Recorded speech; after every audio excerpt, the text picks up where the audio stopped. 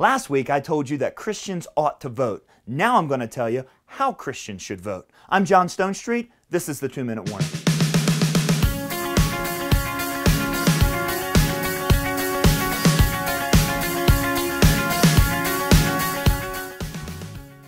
Last week on the 2-Minute Warning, I made the case that as American Christians, we not only have the opportunity to vote, we have the responsibility to vote. It's part of what it means to be Christian and to be American. But then that begs the question, who do we vote for? How do we make that decision? Well, my friend Dr. Timothy George, the chairman of the Colson Center for Christian Worldview and the dean of Beeson Divinity School, has some great advice. Now, I'm going to warn you up front, this is a little longer than our normal 2-minute warning, but his advice is golden and worth listening to.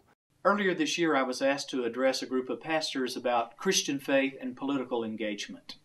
One of the questions was, how do we know for whom to vote in this presidential election? It was a good question. Well, I don't want to give an answer to that directly, but I want to suggest 5 principles that can guide all of us.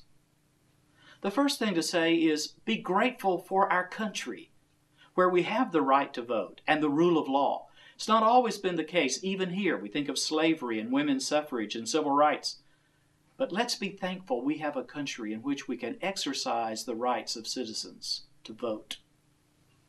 And then I want us to remember that our republic is based on a clear distinction between church and state, as the First Amendment to the Constitution indicates. But this has never meant the separation of Christian faith from public life. This is because what we believe about ultimate matters has a direct bearing on how we deal with the issues of everyday life. What is a human being? How do we order society in a way that justice prevails? These are not just political questions. They are moral and spiritual questions as well. So distinguish.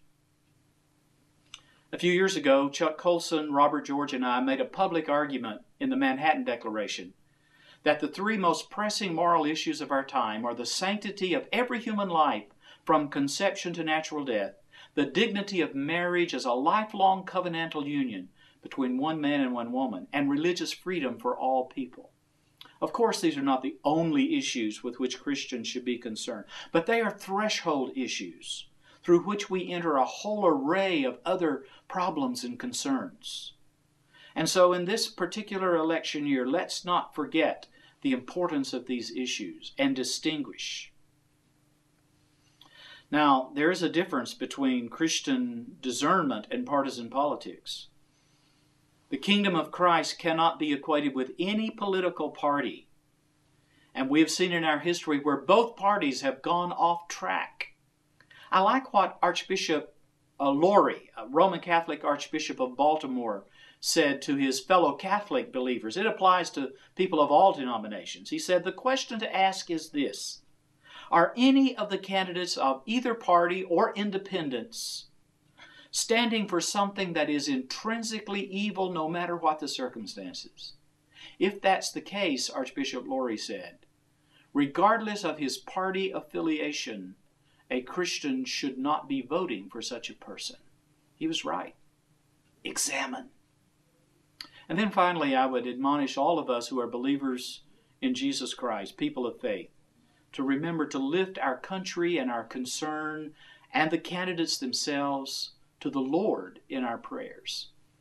The verse in the Bible that comes to mind on this is 2 Chronicles 7:14, where God says, if my people, my God-defined people, respond by humbling themselves and praying and seeking my presence and turning their back on their wicked ways, I'll be there ready for them. I'll listen from heaven, forgive their sins, and restore their land to health. Oh, how we need that today. So let's pray. God bless you and give you wisdom in this important election year.